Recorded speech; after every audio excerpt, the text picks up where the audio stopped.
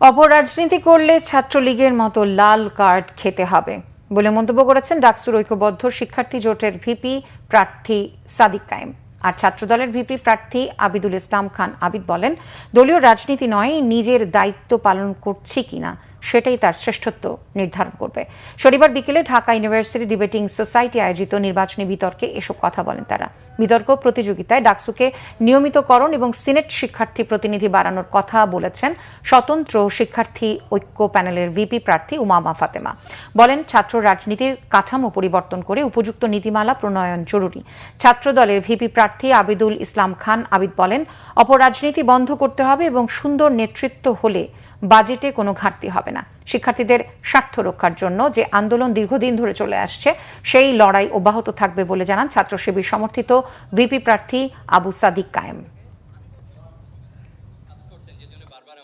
আমরা যখন শিক্ষার্থীদের ম্যান্ডেট পেয়ে সেবা করব, সবার আগে আমার শিক্ষার্থী, আমাদের জোটের নাম হচ্ছে ঐক্যবদ্ধ শিক্ষার্থী জোট। শিক্ষার্থীদের ভয়েসে আমাদের ভয়েস, শিক্ষার্থীদের আকাঙ্ক্ষায় আমাদের আকাঙ্ক্ষা।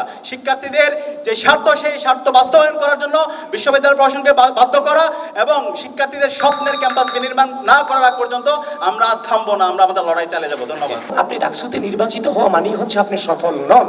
আপনার সফলতা ব্যর্থতা নির্ভর করতেছে আপনার ডাকসুর যে মেয়াদ যেদিন শেষ হবে সেই দিনটাতে নির্ভর করতেছে আপনি কতটুকু সফল কিংবা আপনি ব্যর্থ।